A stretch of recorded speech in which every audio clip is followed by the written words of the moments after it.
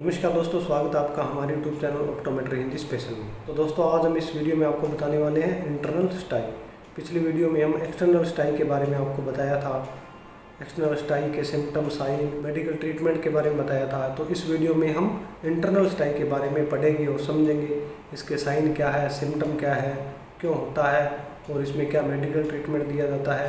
तो दोस्तों, अगर आप इस यूट्यूब चैनल पर नए हैं और अभी तक आपने हमारे यूट्यूब चैनल को सब्सक्राइब नहीं किया है तो आप हमारे यूट्यूब चैनल को सब्सक्राइब कर लें और बेल आइकन को भी दबा दें ताकि हमारी आने वाली नई वीडियो की नोटिफिकेशन आपको मिल जाए।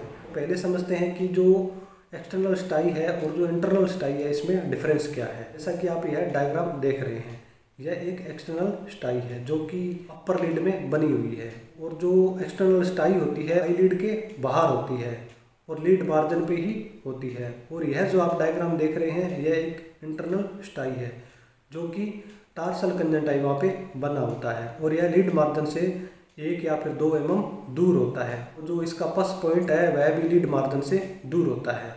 तो एक्सटर्नल स्टाई के अंदर जो गांठ होती है, जो पस होती है, वह लीड मार्जिन पे होती है, और जो इंटरनल स्टाई है उसके अंदर जो गांठ होती है वह लीड मार्जिन से 1 या फिर 2 mm दूर होती है। तो यही इन दोनों में डिफरेंस होता है। तो जैसा कि दोस्तों हमने पिछली वीडियो में पढ़ा था, जो एक्सटर्नल स्टाई होती है वह जो ग्लैंड्स ऑफ मोल होती है उसके अंदर इन्फ्लामेशन हो जाती है।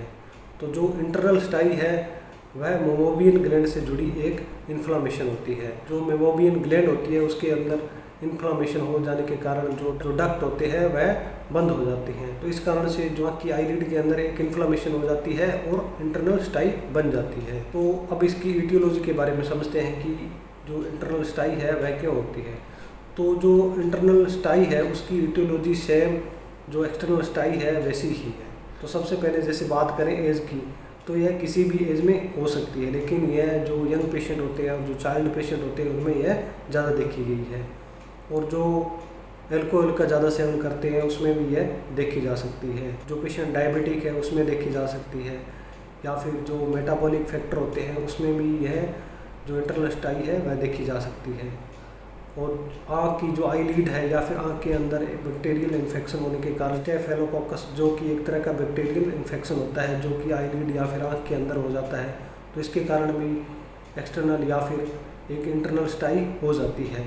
तो अब आगे समझते हैं इसके सिम्टम और साइन क्या है। इंटरनल स्टाई के अंदर जो आई लीड है उस पर स्वेलिंग देखने को मिलती है। जो आई लीड होती है वह रेड हो जाती है और वाटरिंग की समस्या हो जाती है और उसको फोटोफोबिया हो जाता है। और जो एक्सटर्नल स्टाई थी उसमें जो गांठ बन जाती है तो उसमें क्या है, पेन कम हो जाता है।